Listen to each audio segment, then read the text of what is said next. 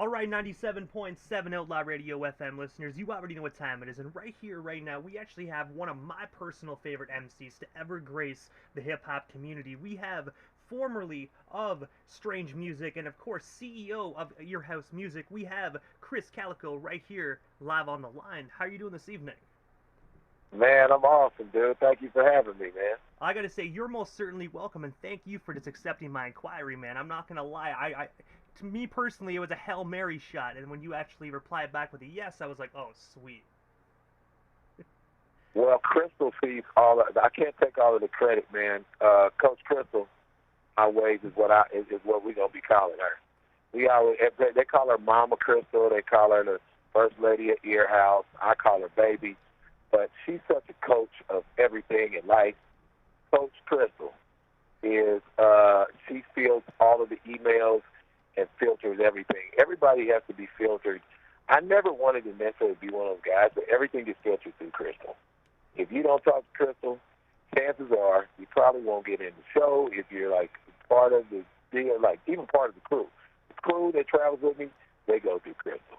My family that tries to get in contact with me, through Crystal. So she saw your email and was like, hey, we're doing this thing. And then I'll be honest, I'm happy to be here, but I don't know how much of a choice I have. It's like, here, you're doing this. I'm like, okay, cool, what time? So here we are. But Krizz, I know you're a very busy guy, and I know you got your Twitch stream going on, and so I don't want to take you too far away from your listeners. So I'm going to dive right into this, man. But I want to take you back to where you actually began your musical career in the late 1990s, where you actually began working with a local producer at the time by the name of Icy Rock Craven. I was wondering if you can actually tell us what inspired you to originally pursue a career in the industry, and of course, what was it like just working alongside Craven? Two things inspired me to get into the industry. One was I always was a performer, man. I performed at church when I was a kid, and and I performed like my first performance by myself was like in the fourth grade. So I've been singing and dancing and rapping and all of that since I was in the fourth grade. And so I was always inspired by my mother to do music. My mother's brothers all did music when she was a little girl. You know what I mean? And so for me to be a musician, a professional musician, wasn't either. So when I told her I wanted to do music for a living, she didn't balk at the idea. You know what I mean? But the second thing was my girlfriend left me when I was 25. She left me, and it broke my heart. And the only thing that I could do is put my thoughts into music. And there's this dude that was my sister's ex-boyfriend that lived in our neighborhood named PJ Icy Rock. Icy Rock was like a pioneer for hip-hop in Kansas City. And he also worked with this real weird guy named Tech-9. And so I started working with Rock. Tech had gone on to get like some other deals, and he came back to Kansas City and started working with Icy Rock again. And by that time, I was kind of Icy Rock's new protege. And then Rock introduced us to each other. I paid Tech to get on the song, and he was so impressed by what I did that he was like, man, I need you to do some more music with me. And we ended up doing a whole album called Absolute Power, and the rest is history. 20 years later, here we go. Here we are. 20 years later, I ended up being even more independent of Strange Music, and started my own label called Ear House. Ear House. And here we are today, man. I'm in the Ear House studio right now talking to you.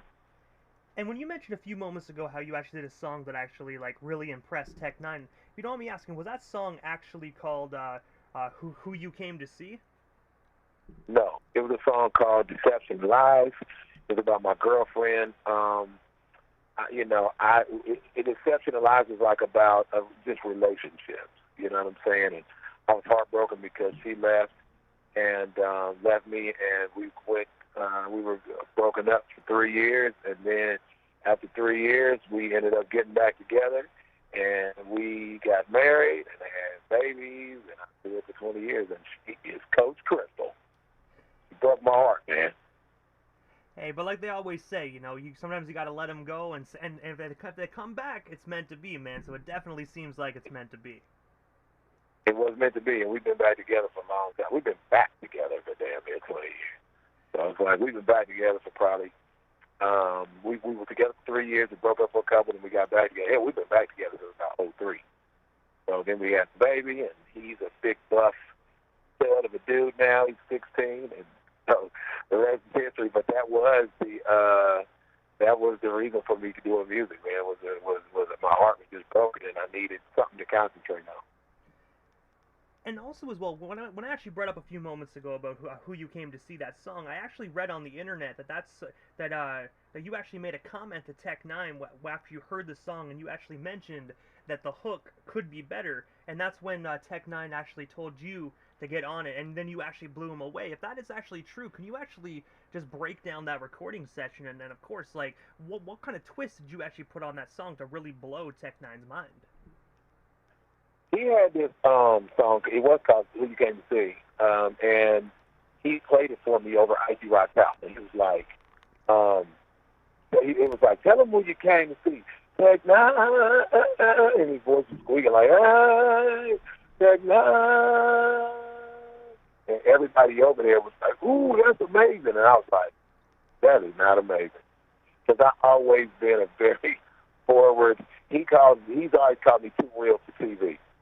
And so I was like, that was the start of it right there. I'm like, no, man, that's not amazing. He's like, you think you can do better? I said, yeah. And he was like, well, I'm starting at this, to record at this new place called Chapman Studios. And so we started recording. So I came down to Chapman. I worked at, it was called VoiceStream at the time. Now it's called T-Mobile. I would go to work at 5 in the morning. I got up at 2:30. I showed up right after work. And on the way down there, I was like, I know what I need to do. And I wrote the hook, and it was like, tell them what you came to see. Tech Nine, then on TV, This ain't a mystery. What's my name? Tech Nine. You know what I'm saying? And I wanted to do it. I had just done a song for Cut called The Know-How. And I tried this kind of operatic style of hook. Cut, he really speaks the know-how. Cut. You know what I'm saying? And I was like, ooh, I'm going to try that on this. So I tried it just like that. Tell them what you came to see. Take mine. And I had all of these harmonies and stacked it all up. And by the time he got to the studio, I had already recorded it. And so he came in and was like, that's what I'm talking about. And he came in, I had it like, I told Rob Rebeck, who was our engineer at the time, I was like, hey, man, get that queued up and get it ready. When he walks in, I want it ready to go. And so he queued it up. As soon as he walked in, he hit him with the hook, and he was like, that's what I'm talking about. Okay, I got this other one. Then he called me one day and was like, hey, man, we should do a whole album together. And I thought he was just talking because Tech is the kind of guy that wants everybody to feel good. And so I was like, he's just blowing smoke. He just wants me to feel good. And we did an entire album together, including the biggest song on that album, which was I'm a Player. And we ended up doing that, and it became this phenomenon. You know, we took Strange Music to super high heights. After that, and especially once we did Ever Ready, it really popped off. You know what I'm saying? And so, yeah, man, 20-year career there, and took it right on over the ear, you know? And I have to ask, because obviously the world has heard, you know, the version that you actually put your own twist on, but the original raw version where Tech Nine was actually originally on the chorus, like, is that actually out and released for the world to hear, or is that just something that Strange Music kind of locked in the vault once they actually heard your version? I would say that it was so bad, it was probably erased. No one will ever hear that. No one will ever hear that version, no. It was bad, and it was the second version. He had a version with these girls, and they sounded really churchy with vibrato. They were like, Tech Nine, and I was like, that ain't it either. And he's like, well, let me see what you can do. And so the weird thing about the music that I did all of those years with Tech and all of those guys is I was experimenting the whole time. I probably never said that. I've never said that in public. So y'all on Twitch, you guys get to hear that right now. But I was experimenting the whole time I was doing music there and trying different styles out. And that became my style of music, was to do a bunch of different styles. You know? So I thank those guys for volunteering to be my musical guinea pigs. And fortunately, all of the music ended up working out. Like all of the stuff that I was doing, all of the experiments that I was doing worked. Now, there's been a couple that didn't, but there's not that many songs in the vault that we didn't use. We used pretty much every single song. There's probably songs that I didn't use. I'd say there's, over the 20-year span, there's probably 6 songs that we didn't use. I don't have extra songs. Oh, no, I do. I have, like, of mine, I have probably 3 songs somewhere that I would never release, and I didn't like them. And so, but I'm not a guy that makes 100 songs and puts out 20 of them, the best 10. I make a song, I put it out. That's what I do. And I think that they say that if you spend 10,000 hours or more doing something, you become an expert. Well, I feel like I put 20,000 hours in. And so I just do what I know to do, man. The people tend to like it, the masses tend to agree, and then I put it on out. And of course, as we already know, you're pretty much one of the founding artists that really actually first started at the very beginning of Strange Music. I have to ask, man, because obviously being one of the first artists signed to that brand new label at that current time, what was it like just being there, being signed, and kind of watching this label flourish into what it is today? Because of course, Strange Music is probably one of the biggest labels actually in hip-hop currently today. Yeah. I would have to say that we figured it out together. We all figured it out. No one really knew what they were doing. Tech was an amazing artist. Travis had a business acumen, but he came from the furniture repair business. He had a furniture repair business, and he was just taking his business knowledge of that, putting it with it. Tech found me. Tech, actually, I wasn't one of the. Let's see, Cut was there and Grant was there. Grant Rice was never signed. Cut, I don't know if he was actually signed yet, but I was kind of the last of the crew. When it was 4 or 5 of us on stage, I was kind of the last one in. And so it just seemed like, man, we were at the start of something crazy and great. I always kept a job back then because I didn't think it would work. I'm going to be honest. You know, people are like, man, you got to manifest it. You can. I didn't. I had zero faith that this was going to work. I didn't want to get a tattoo. Like I was like, man, I ain't get no tattoos. I had one on my arm, a Superman tattoo, but I didn't want to get any visible tattoos. And I remember Ted was like, man, OG is Little Faith, dude. We are going to be the most legendary label ever. We're going to be legendary. And then, of course, you know, when it was whittled down to just he and I, he was still saying that. He was like, we're going to be the most epic rap duo to ever live. You know what I'm saying? People are going to be talking about this, you know, this forever. You know what I'm saying? I believe they will. But it was crazy, man. Nobody knew what they were really totally knew what they were doing. I won't say they didn't know, because Travis, of course, had business acumen. Tech, of course, already knew how to be a star, and he had this unique way of rapping. And then I could rap and sing, and so what I brought in was the choruses. Really, that's how I got in. I knew how to write choruses, and those hooks kind of took those songs to another level. And I think that we built that thing together, and it was an amazing journey, dude. I mean, great things, good and bad, the good, bad, and the ugly, and that's with any situation, you know what I'm saying? And also, as well, just jumping ahead of the timeline a little bit, man, on September 14th of 2010, you actually released my personal favorite record that you actually ever dropped, which is actually by the name of Shock Therapy. I was wondering if you can actually just tell our listeners the story behind this monumental album, because I got to say, that album, in my personal opinion, definitely has helped a lot of individuals, including myself, through a lot of very difficult times in their lives. Yeah, man, Shock Treatment. Shock Treatment was weird, dude. I haven't listened to anything off of that album in a long time, and I was playing it today. I was playing a song called Stand By. Do you remember Stand By off of that album? I remember that, yeah. The whole album's absolutely fire, but Stand By is definitely one of my favorites alongside Elevator. I was trying to remember how it went, because I'm getting ready to do this series on social media where I perform all of my old music, and I'm going to put stuff out every day of me performing just old music, just either right here at Earhouse Studios or just out on location. And I was like, man, can I still sing Stand By? Because it's high. You know what I mean? It's in a high register. So I was singing it today, but, man, one of the biggest comments I hear about my music is that it has helped so many people. even recently, I had gone through some mental health issues, and I decided I wasn't going to do music anymore for a minute. And I've gone through those phases, you know what I mean, a lot. And so I hadn't done music in a while, man, but it truly is my therapy, and I know it's been therapy for other people, which is one of the biggest reasons that I jumped back in. I'm already 3 songs deep, and I just started probably a couple of weeks ago.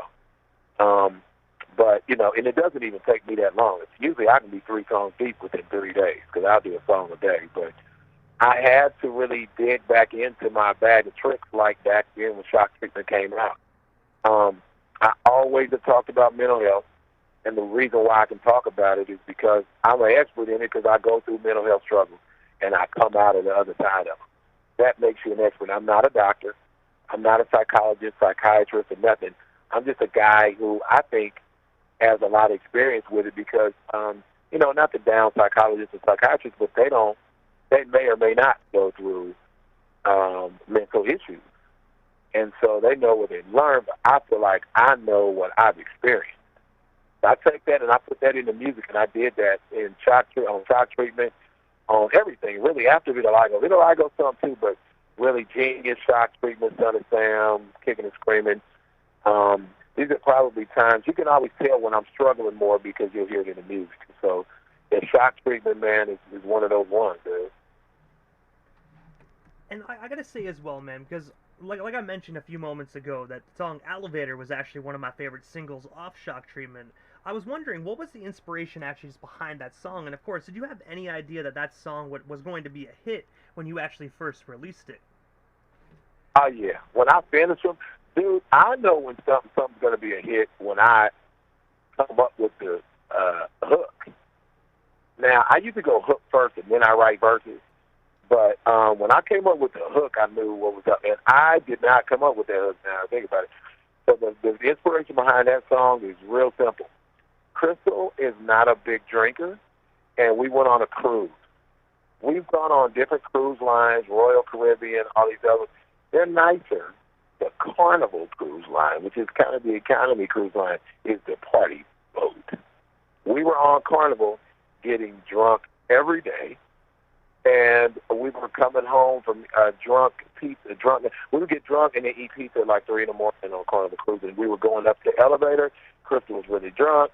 She kind of fell over onto me drunk and said, "Elevator go, elevator go down." I was like, what's that?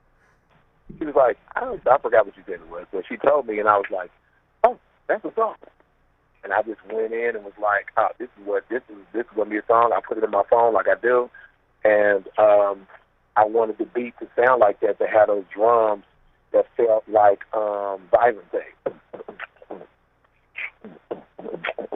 And I was like, ooh, elevator go up, and then that's her on the hook too, saying, elevator go, elevator go. And so I knew I wanted to do that, and I just ride the beat, however the beat talks, and I knew to just ride it like they come take a ride on my elevator. I don't remember the words, but that's the first one. And then I was like, ooh, I need to put tech on this one too. And once we told the video production company we were working with called Liquid 9, they were like, oh, we got to go to Vegas and shoot this. So we went to Vegas and shot it. The funny story about that is that when we got to Vegas and were shooting that video, Suge Knight came to my video shoot. And Suge comes in and everybody gets quiet. Everybody was quiet, like frozen with fear. I'm like, what's up, homie? I take his hand, he goes out the door. And then I was like, okay, everybody breathe. It's okay. Everybody breathe. We're all right. He came here to support, you know what I'm saying? And there were a couple celebrities just were stopping by that because I was out on the West. And, yeah, man, it ended up being one of my fan favorites, dude. And I have it in my shows. I either put it in my DJ mix or I put it in the shows and perform it every time. And I have to ask, going back to the Suge Knight thing, because I know probably a lot of the individuals that are watching your Twitch stream and, of course, listening on the radio right now, they're probably like, Krizz, Kaliko, and Suge Knight? What? I have to ask, how did you originally get connected with Suge Knight? And, of course, like, how did the friendship actually just start there? Well, what you got to know about Krizz Kaliko, man, is I've been this way my whole life.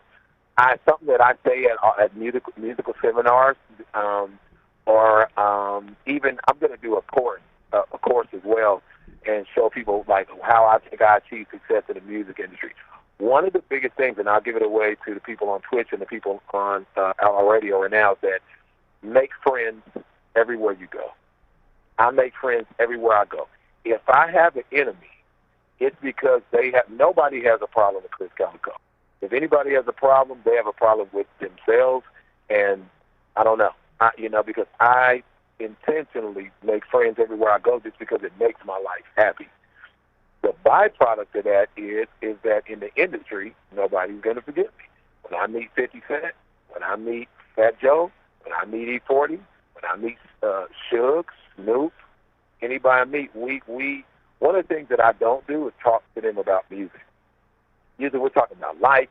Every time 50 sees me, we're talking about working out and protein shakes. Like, we literally talk about protein shakes. You know what I'm saying? And so I met Suge through head of security at strange dude named OG Muggs. OG Muggs and Suge are from Inglewood, California, and so it's basically LA, but it's its own city. And so I met him in the airport in Las Vegas before. Where Muggs told him, like, "Hey man, why you ain't call?" We saw him in the gift shop. "Why you ain't call me?" He's like, "Oh, my bad, big homie." You know what I mean? And he's like, "It's Krizz Kaliko." And in my head, I'm like, "Dang, it's a Suge," but he was a super cool dude. I know he's had his troubles. Of course, he's in jail now, probably for the rest of his life. But I never seen him be anything but nice. Like, weirdly enough, I never saw him be anything but nice around me. My wife even met him, and she's like, "He's a teddy bear." Coach Crystal met him, and she was like, he's a teddy bear. But she also grew up in hood in Kansas City. So, some of these dudes that I know that are hardened criminals, she's like, he's on. You know what I'm saying? So I met him like that, and then he would show up, he would show up at a couple of places, show up at a couple of concerts that we would do in L.A., and he lived in Vegas at the time, and so I think Muggs told him, "Yeah, man, I'm going to tell Suge you up there." Suge hit me, and he came on up, hollered at me, came to the video shoot, left, came back again. I think everybody was more relaxed the second time that he came in because I was like, "Everybody relax." He did, however, come in smoking a cigar, and there's no smoking in those. It's probably in the casinos, but we were up in a private suite area, and, all of this little private area. He pretty much walked through wherever smoking a cigar.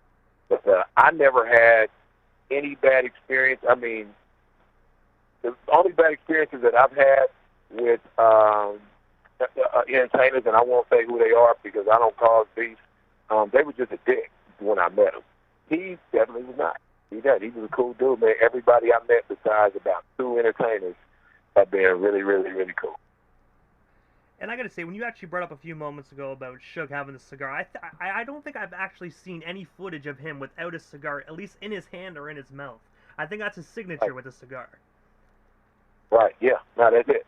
He's coming in the show. He came in the shows with a cigar. He came in the hotel rooms with a cigar. He come to your house with a cigar, my house with a cigar. He just rolled in with cigars, dude. That's kind of his thing. And most people probably never said nothing to him. I think they just let it ride. But he wasn't always smoking it. I think it was a thing where, he just probably liked to have a cigar. And also as well, in the year 2015, you were actually featured on E40's album Poverty and Prosperity on the song The End. I was wondering, how did yourself and E40 get connected? And of course, what was it like just working with him on that project? E40, man, is like my brother. E40, what it's like working with him is he invites you to his house. He was also through OG Muggs. He invites you to his house.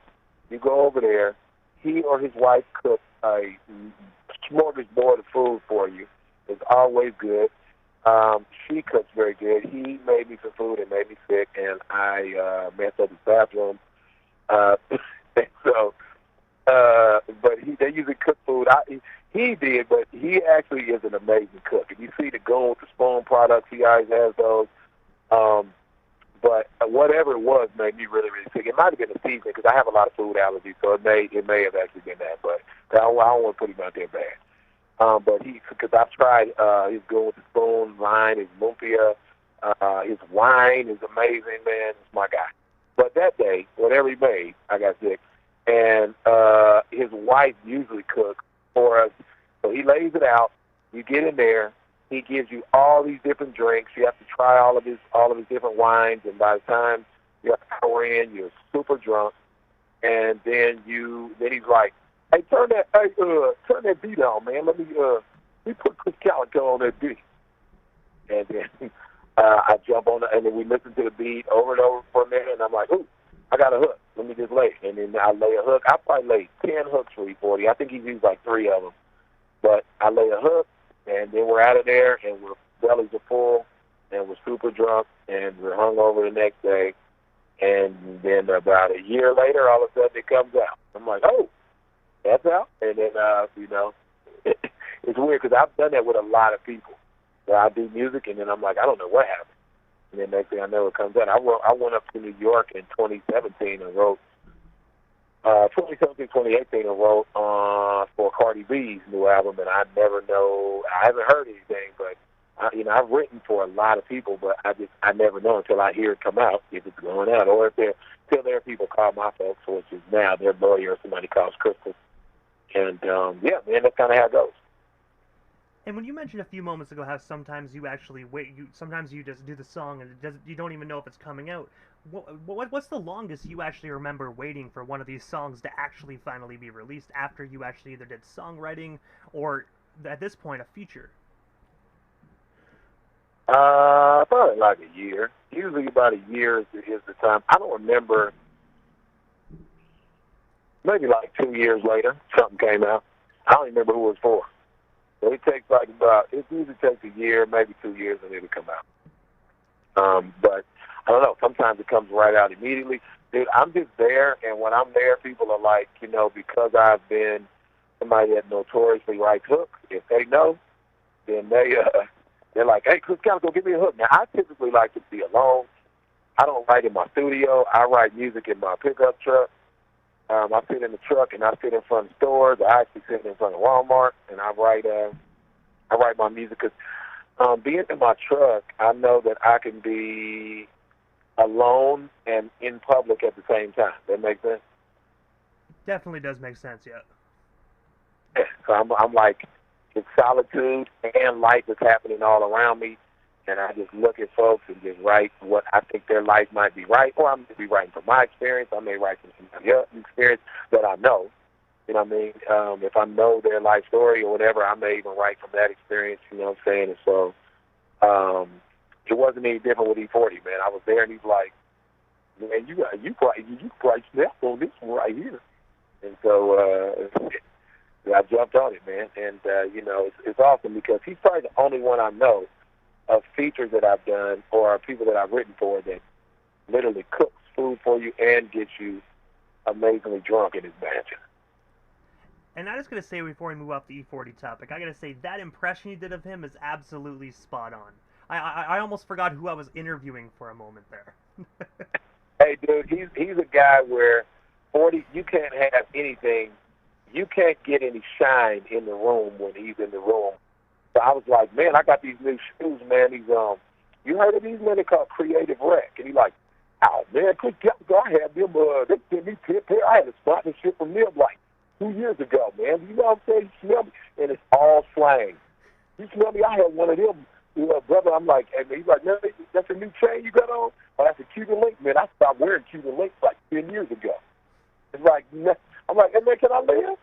Can I live? Let me shine for just 5 minutes."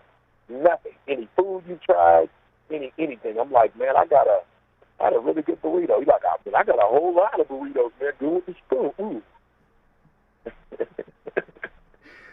But also as well, September 18th of 2020, you actually released the amazing 18-track album titled Legend. I was wondering if you can actually just tell us a bit more about this project, and of course, where can we actually buy or stream this most recently released album today? I haven't put out an album in a while. I'm releasing singles, so I will tell you. I put out an album called Wrap Up 21, where I wrapped it up. People think it's a Christmas album because it's a Christmas gift on it, because I put it out at Christmas time, so I can see why they think that. But I put out an album called Wrapped Up, and it's got all of my Earhouse releases on it. You can get that at Earhouse Music. KrizCalikoMusic.com. You can go to earhousemusic.com.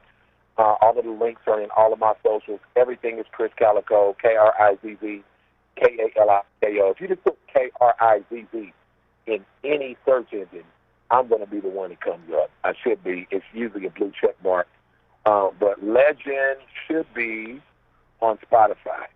It's on Spotify and all of the platforms, all of the streaming platforms, everywhere, man. So you should be able to see that. You should be able to find it anywhere. And also as well on May... Oh, my apologies, Krizz. I'm laughing. Strange music, by the way. That was my final week on Strange, so it's got some really dope stuff on it, dude. But I'm dropping singles left and right with a lot of features this year. Some of my singles will have features and some of them won't, but I'm trying to have features on all of them. A lot of the guys who I'm friends with in the industry were like, man, you got to get out that slump. Let's do some music together, and that's kind of what pulled me out. And so, yeah, man, a lot of music coming out. They'll be on all streaming platforms or Krizz on any search engine and pull me up, and you'll be able to find my music in the link tree.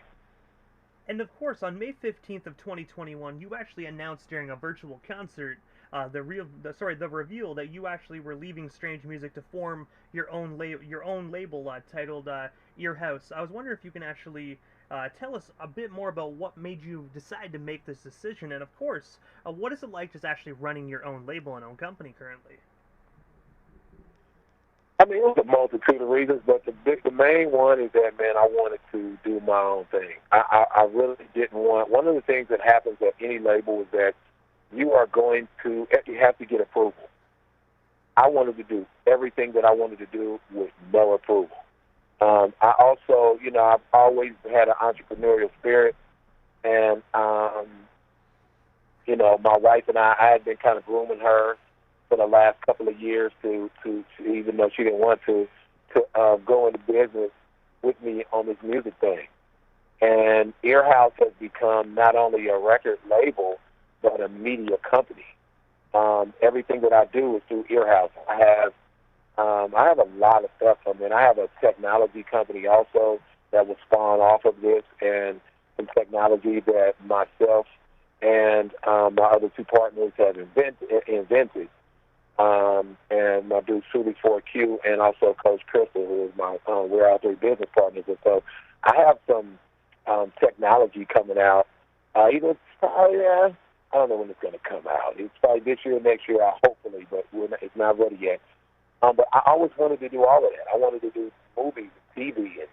And one of my dreams was to be in Transformers, man. I always wanted to be an Autobot, because I always jacked around imitating Transformers with my son. Me and my son playing with the Transformers toys, and I would be Optimus, and that's how I entertain my babies. I just act crazy. I'm Optimus Prime on one, I'm like, yes, transform and roll out. And then the other one, I'm like, no. So I would always do all of these voices, so I knew I could. And my wife made me make a demo reel, and I sent it out, and I ended up being in the last Transformers cartoon on Netflix. So I just knew that I needed to be totally independent to do all of these different things, do shows, when I really wanted to, be able to stream on Twitch. The pandemic is what really, really made me make a hard left turn, because the bulk of my money was coming from being on the road. That's where my money came from. And so once that stopped, it's like, oh, what are we going to do? So I, am not a person that stays woe with me too long. And so we formed Earhouse, and we've been cooking. We go everywhere. I do DJ events. Like I just went and did a DJ event in Tulsa, Oklahoma over the weekend. I'm doing just appearances at places. I've been doing appearances at a bunch of dispensaries. I've been going out and I do what's called a keynote concert. So I'm doing a concert with keynote speaking, and I go out and speak on mental health, careers, teaching people how to become an entertainer and be successful. I just knew I wanted to do all of these things, and the only way to do that, the main reason is the only way to do that is for me to be the boss. And so I formed Earhouse, and of course I always have these tags, even the strange music. I brought that to them years ago and was like, I think this will help us brand this label. Tech came up with the logo, I came up with the tag, And so I basically, you know, I just gifted that to them, and, you know, they put it on everything. We put it on everything for years, and now they continue, of course, to use that on everything because it's just good branding.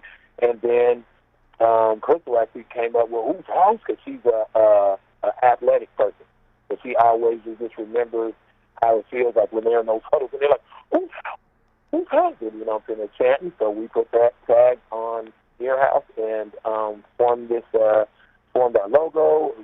You know, I've always been married to the brand colors that I have, black, white, and red. That's like a uniform color for me. It's embedded in my head, and so we continue to just march forward, dude, and do everything we want to. Ear House is now a media company, not just a record label. So we have so much in store, dude, and I knew I had to be totally independent to do that. And also, from November 4th to November 10th, 2022, you are going to be traveling across Canada performing alongside Method Man and Redman. I was wondering, for us Canadian listeners, what can we actually expect from the Krizz Kaliko portion of this tour? And of course, where can we actually buy some tickets if we actually are in the Great White North during this tour time? Dude, my goal with anybody, this is no dig on Method Man and Redman. They are great. I've been fans of both of them forever and ever and ever. So I'm super excited to be performing with them. But my goal whenever I perform with anybody is for you to forget that they're coming up. Because they're headlining. But whoever it is, my goal is for you to forget that there's anybody else coming after me. Because I am a very, very tough act to follow. And I make it like that intentionally. Everybody who's on stage with me, they're probably like, oh, my God, this dude. But I make it to where it's a little difficult to follow me, and it won't be any different when I come to Canada. And, you know, I don't care who it is. But, again, that's not me being cocky. I intentionally try to do that. I make my show amazing if I'm closing, if I'm opening, so that you and everybody that's listening out there, if you're an entertainer, whatever kind of musician, you should be so dope that they should forget anybody else is on their show. And so that's what you can expect. It's going to be rapping, singing. It's going to be very loud. It's going to be super entertaining. And if you've never seen me perform, this is your opportunity. Tickets are in the link in any of my bios. And let me actually look it up to see exactly what the ticket link is besides just in my bio. But if you go to my Instagram, you can look in the bio, and it should have the Method Man and Redman Canadian Tour. You can also go to, I think True Rhythm is where you can get these tickets at. That's where it's going to. And so you guys listening on Twitch, it's in the chat if you're looking for that link. But I see TrueRhythm.ca, TRUE, Rhythm, of course, RHYTHM. TrueRhythm.ca is where my link goes. So you can go to TrueRhythm.ca website, or you can go to the link in my bio for tickets. And you got to come see this. I'm sure they're going to tear it down, and I am trying to make you forget that anybody else is on their show, because there might be somebody else on it that I don't know of. But, yeah, man, it's going to be exciting. And I'm not trying to brag to all the listeners that is listening right now, but I actually had my tickets for this concert, for the Toronto concert, that is, before I actually even booked you for an interview, man. So just the fact that I get to help you promote this tour, and I get to be there in Toronto and see this amazing performance that you actually just talked about, it's definitely going to be surreal, because it's my first Krizz Kaliko concert, and of course Redman and Method Man. It's my first concert with them as well, so I'm definitely excited, especially after these past 2.5 years we had with this COVID stuff and the pandemic. It's good to actually just get back to concerts, man, especially Toronto, man. I don't know if you've ever been there, but definitely a beautiful city. Yeah, man, I've been to Toronto probably 5 times. I performed in Toronto, and I want to say the theater is called the Phoenix. I think it's called the Phoenix. But it's I performed there a gang of times, dude. I'm happy to get back into Canada. I haven't been to Canada in a few years, and I think we're doing that. I think that thing stretches all the way over to BC, all the way from Ontario all the way to BC. And so make sure that you guys are looking and following me on all of my socials. Like I said, it's Krizz Kaliko, everything. it's not a link tree on my TikTok, but there's a link tree pretty much on everything else I know on my Instagram. And you can just go there. Also, you can go to KrizzCaliko.com and click on events, and it's right in the event on the event page. And if you click right there where you see that event, you can also just buy tickets through there. So we're making it pretty easy for you. And anybody who follows me on social, you'll see I'll be posting those links. So just follow me and tell your friends. And I have to ask as well, before we move off the topic of this tour, do you have any plans to actually do any Krizz Kaliko meet and greets during any of these concerts? Because I personally, I would love to just support and buy a VIP meet and greet and be able to shake your hand personally and say thank you for this interview as well. Dude, there's always meet and greets. There's always meet and greets at these shows. I don't remember if there's a meet and greet at the on the Canadian dates at all. I think it might be. But anyway, somebody will text me or be in my chat and Twitch and tell me, yes, there is. I got tickets. I think there might be, but always just check my socials and you'll be able to find that out. But I usually do meet and greets with every show that I do. And if not, I do separate meet and greets like in that city. Like I said, I just went to Tulsa and did a meet and greet this last weekend. It was just a meet and greet. And so I do those all the time because I like to get close to my fans. There's apparently no meet and greet, but there's a VIP option.